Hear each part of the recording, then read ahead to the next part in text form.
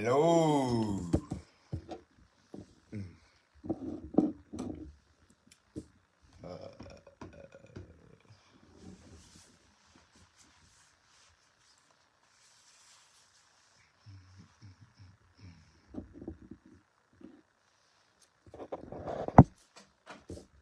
Hello, everyone who just joined. I can't see you guys. I don't know why.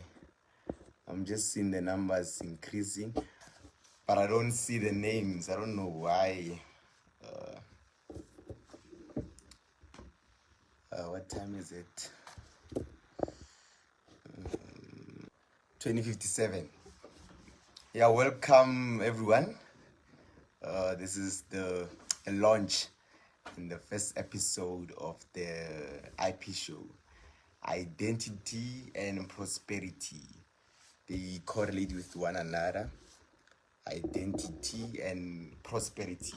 I believe in order to have prosperity, you first need to know yourself. You first need to know yourself.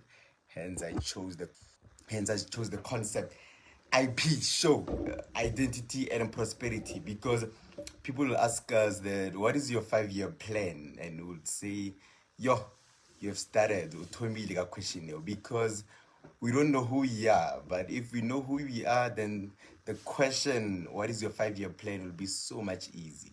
Because if they say, what is your 5-year plan? And you say, into cooking, my 5-year plan to probably be opening up a culinary school.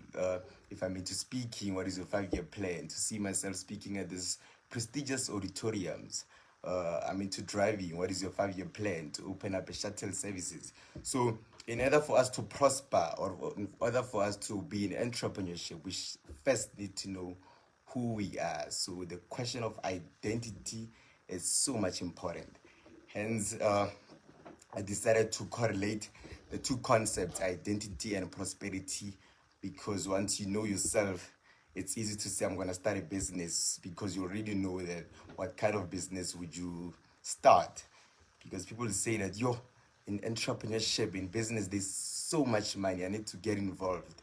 Not knowing that in entrepreneurship, it's not something that we need to seek outside, but it's inside of us.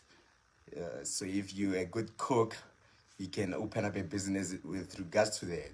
So you don't have to seek for entrepreneurship. You first need to know that gift, that identity, then that's when you can start a business. So the question of identity is so much important. Thanks for pulling through, guys. Thanks for being with me tonight. And yeah, I'm willing to share valuable content with you guys. And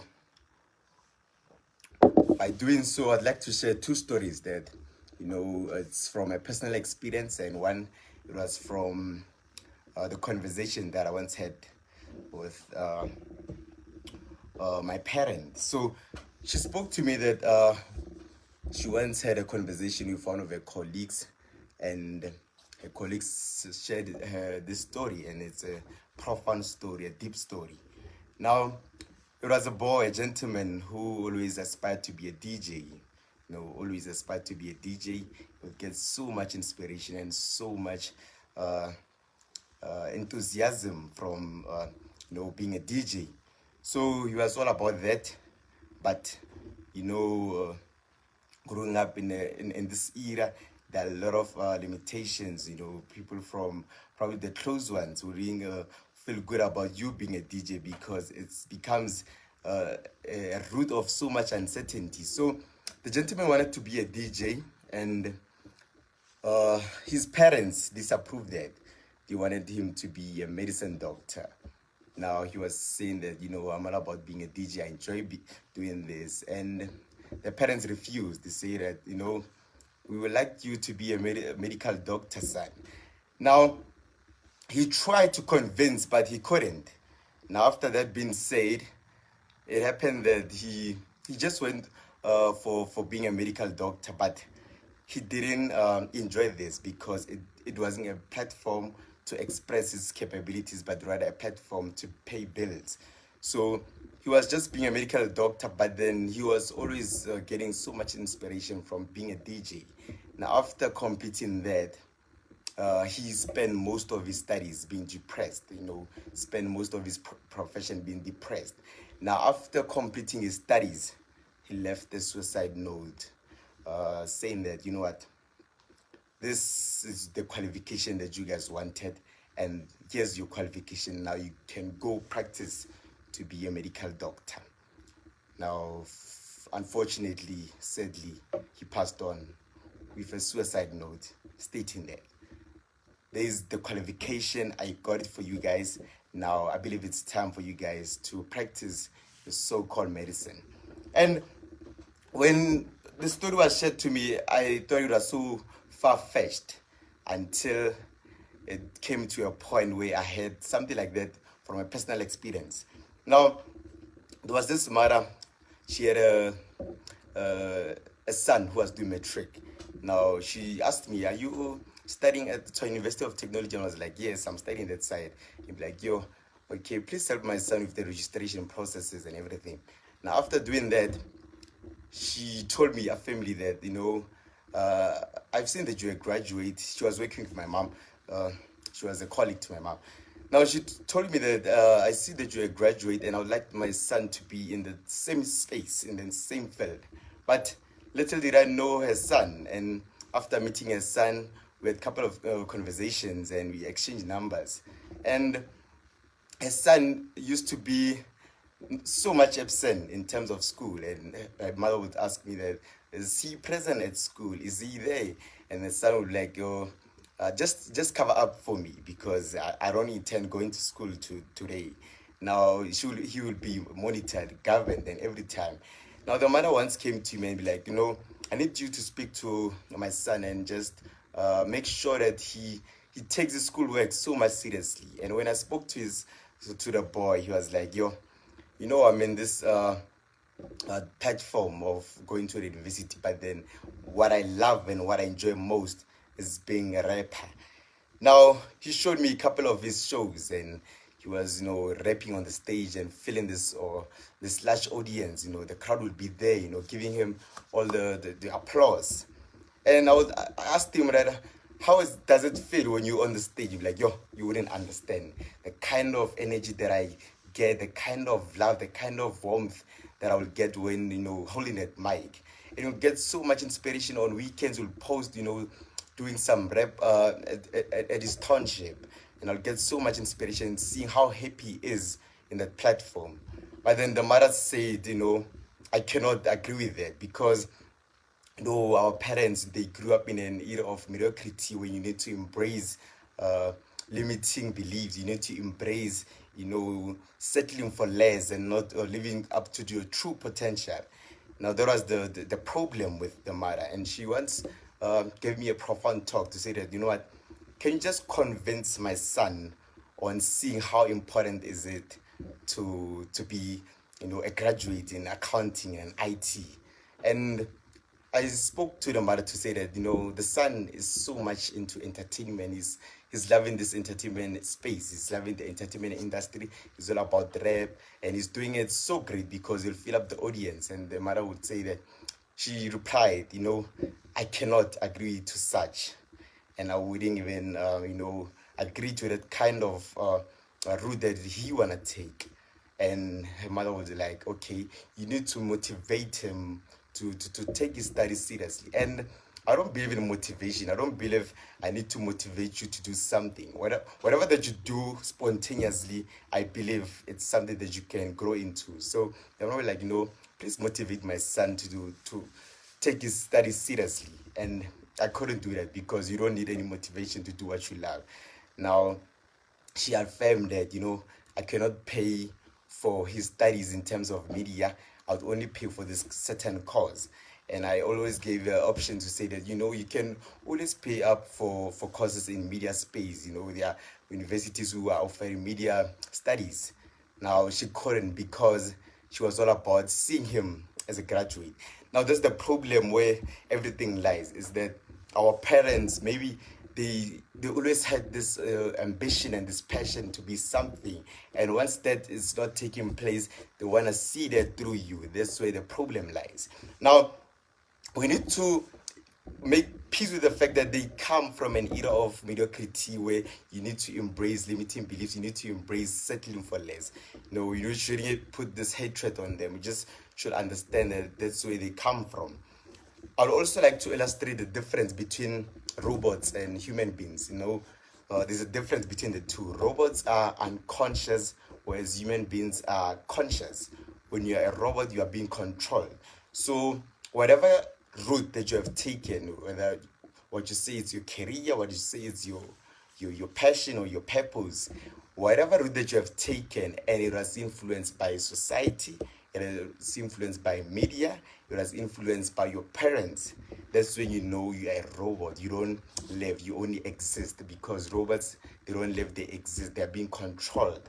Now, if you saw probably a media influence to say that everyone is being this profession, everyone's being an engineer, everyone's being an accountant, you be that, this means you are a robot. If your parents chose a career for you, that means you're a robot. You don't live, you don't exist. But when you truly live, it's when you discover and live according to your purpose. When you just, have this ambition to say that, you know what, I love cooking, I love speaking, I love doing this, I love dancing, and you live according to that. That's when you truly live, because life truly begins after purpose. Now, there's also a difference between a mission and a passion. Now, with regards to a passion, I would correlate it to infatuation. You probably see this amazing benefit to say that, as an accountant, there's remuneration benefits. There's a lot of packages involved in that. There's a passion because you see the benefits and they drive you and they inspire you. But then not knowing that inside that route, there are a lot of challenges. There's pain and pleasure. But when it's infatuation, you probably love the positives of it because you're driven by the positive. Seeing an accountant driving cars and be like, yo, I love that. Because also on WhatsApp, what I was posting, someone like, yo, Kahi, people are posting so great about you. I also want to be like, I want to be a speaker. But then if you get to choose a passion with regards to that, the benefits, the envy from seeing people getting money from it, that's when you know that that's a passion. When you realize that there are challenges in between, this pain, you start to give up. So the most important part is to have a mission. Now, when you have a mission, it's like love. You love the pain and pleasure, the support and challenges.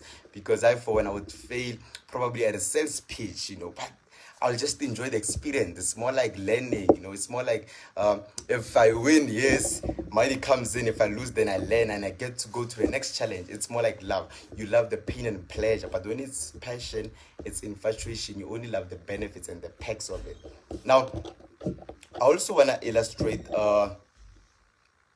how I'm on live. I also want to illustrate how important is it to I lost track of what I was speaking about.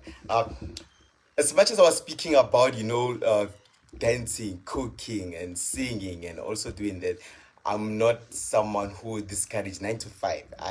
I'm not having a problem with 9 to 5. But then if I believe that if you are a problem solver, you're into problem solving, you're into working with hands, then you can be an engineer because it's more of problem solving and all those kind of things.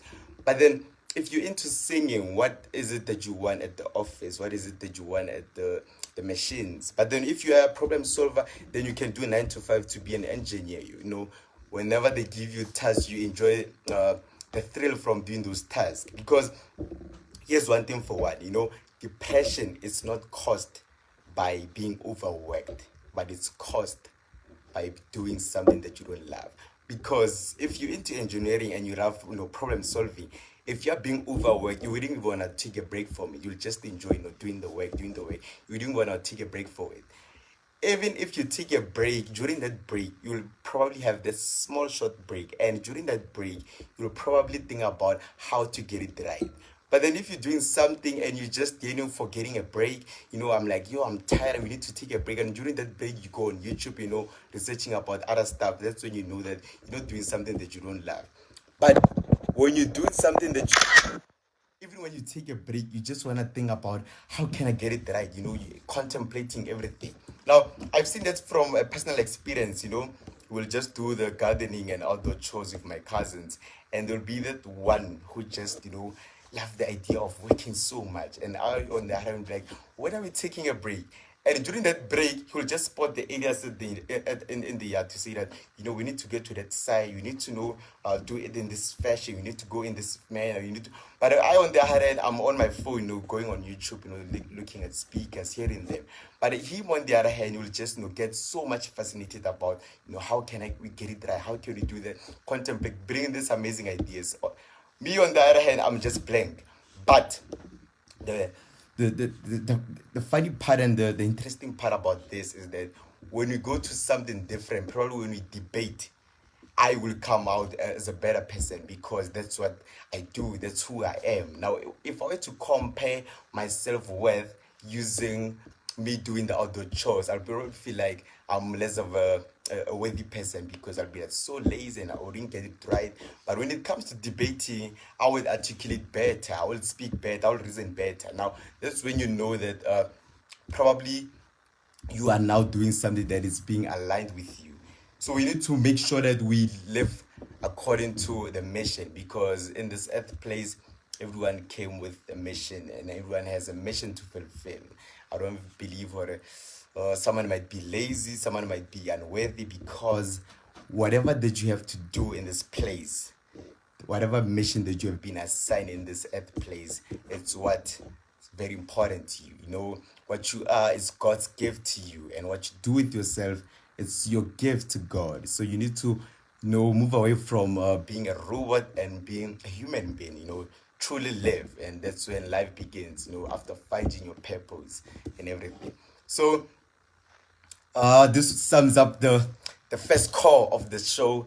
And yeah, I believe everyone has a gift inside, everyone has greatness inside, and I believe someone can be lazy, someone can be not good at something, because I believe someone is just great at something, because it was like, if you need this, you need to call this person. With regards to this, that you can trust you. So I believe someone, which is you, has something inside. I just cannot pinpoint, but it's there. So you are worthy and you have greatness inside, and you are needed in this earth place. You are here for a reason, and you are here for a greater purpose. Now, when you find that out and you live according to that, that's when life truly begins. So this sums up the first show of it. And yeah, thanks for the comments. Thanks for tuning in. Just keep track of, giving more of this, speaking about identity and prosperity, because I'm a purpose life coach, and I believe that my gift is to awaken the gifts in others, to see the true potential, the hidden potential in people. So let's sum up this night, and I'll also save the live chat for you guys. And yes, have yourself a great evening. Then we'll just keep in touch on my media platforms. Thanks, everyone. Have yourself a great night.